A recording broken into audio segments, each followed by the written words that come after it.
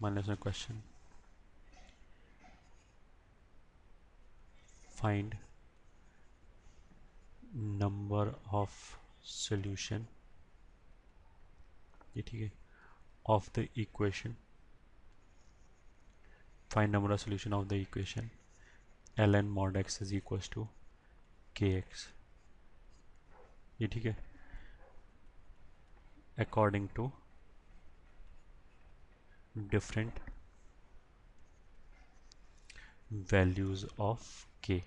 मान लो ये क्वेश्चन है, ठीक है। ओके, एक तो हमने डिस्कस किया था, ये क्वेश्चन है कि एक इक्वेशन देखा है ln mod x is equal to kx, इसके नंबर ऑफ सोल्यूशन बताने हैं, ठीक है। एक तरीका तो ये होगा कि ln mod x का ग्राफ ड्रॉ कर लिया, ठीक है, ln mod x का ग्राफ ड्रॉ कर लिया, y इज इक्वल टू इसका ग्राफ ड्रॉ कर लिया, and y is equal to kx का ग्राफ ड्रॉ कर लिया, ठीक है। तो वो कैसे होगा, ln x का ग्राफ ऐसे होता है, तो ln mod x का ग्राफ ऐसे होगा, ठीक है। उसके बाद y is equal to K x क्या होगा, एक ओरिजिन से पास करने वाला ऐसे लाइन होगा, ये हो गया y is equal to K x, ठीक है।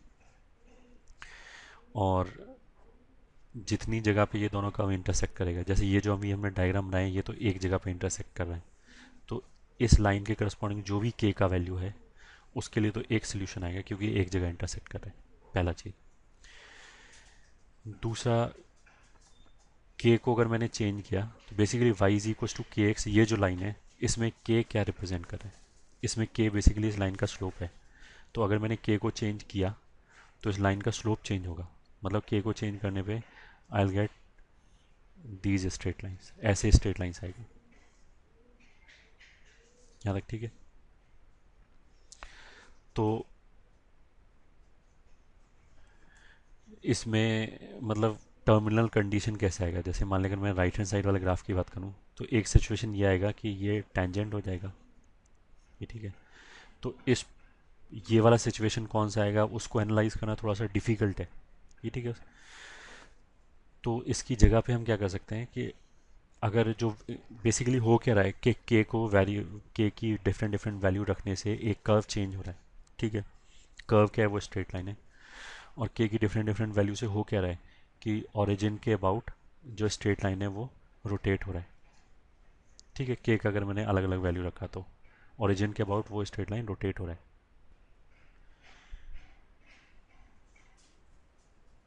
तो जो एनालिसिस है उसमें उसमें एनालिसिस को इजी बनाने के लिए हम क्या कर सकते हैं कि जो के को के को जो वेरी करा के जो इफेक्ट आ रहा है अगर वो हमें बड़े आराम से दिख जाए, ठीक है, तो दैट इज़ प्रेफरेबल, ठीक है।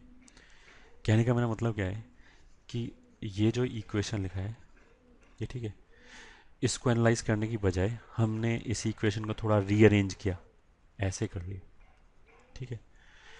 अगर ऐसे लिखा है तब तो क्या ग्राफ आराम से बन जाएगा, एनालिसिस थोड़ा सा डिफिकल्ट होगा क्योंकि मेरे को ये देखना पड़ेगा कि ये लाइन टेंजेंट कब बनना है एंड सो ऑन, ठीक है। ये जो सेकंड फॉर्म में लिखा हुआ है ये भी सेम इक्वेशन लिखा है, पहले इक्वेशन दूसरे इक्वेशन में एब्सोल्युटली कोई डिफरेंस नहीं है, क्योंकि पहले इक्वेशन में भी एक्स जीरो नहीं हो सकता, ठीक है, क्योंकि एलन की वजह से एक्स जीरो नहीं हो सकता, दूसरे में जीरो नहीं हो सकता, तो यहाँ से यहाँ तक जाने में डोमेन वगैरह पे कोई इफेक्ट नहीं है, ठीक है। तो अगर मैंने इक्वेशन को ऐसे एनालाइज करने की बजाय ऐसे एनालाइज किया, ठीक है, तो अब क्या होगा, अब जो लेफ्ट हैंड साइड है उसका ग्राफ बनाना थोड़ा सा उसमें थोड़ा ज़्यादा कैलकुलेशन होगा, बट जो के को वेरी कराने का जो इम्पैक्ट है वो बड़े आराम से दिख जाएगा, क्योंकि y इज इक्व टू के अब क्या है, y इज इक्व टू के अब एक हॉरिजॉन्टल स्ट्रेट लाइन हो जाएगा, ठीक है। तो हमने क्या किया, अब इसी फॉर्म में इसको एनालाइज कर लिया, क्योंकि अभी इसका ग्राफ भी बनाया हमने, तो फिर दोबारा ग्राफ बनाया, जो भी हम स्केच कर चुके हैं उसी ग्राफ की बात करें, ये ठीक है। एक तो इधर तो ऐसे आएगा और इधर ऐसे आएगा, ठीक है। This is e, e, this is one by e, this is one by e, ठीक है। और मान लिया ऐसे अगर हमने कोई भी वैल्यू लिया जैसे, तो ये तो लेफ्ट हैंड साइड का ग्राफ आ गया। राइट हैंड साइड का ग्राफ क्या आएगा, वाई इज इक्वस टू के। Y is equals to K तो एक हॉरिजॉन्टल स्ट्रेट लाइन आएगा।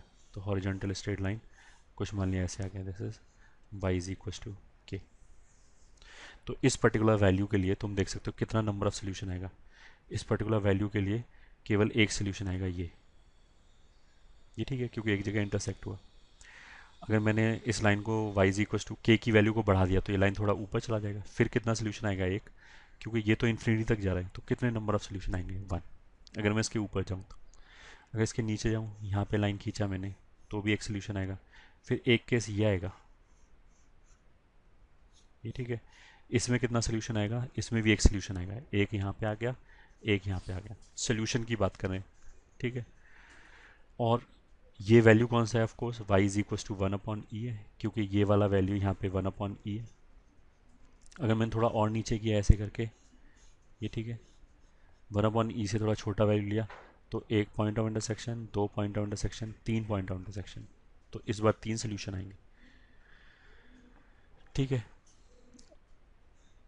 तो अगर अब तो तुम देख सकते हो, मतलब अब तो बता सकते हैं कि एक बार, फिर एक बार और बना लिया साफ, ये ठीक है। एक तो ये हो गया और एक ऐसे हो गया, ये ठीक है।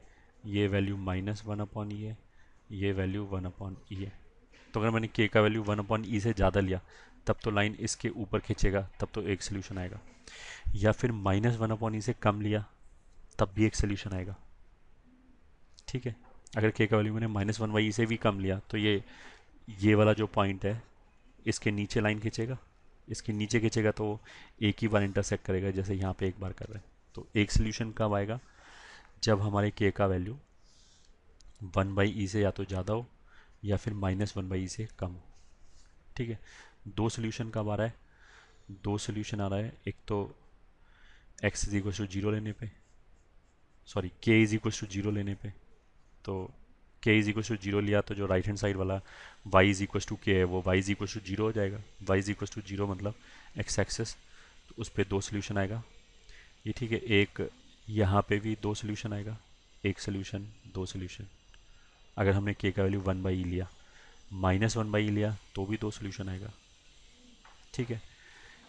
माइनस वन बाई ई और जीरो के बीच में कोई भी लिया तो फिर तीन सोल्यूशन आएगा, क्योंकि एक यहाँ पे कट करेगा, एक यहाँ पे कट करेगा, एक यहाँ पे कट करेगा।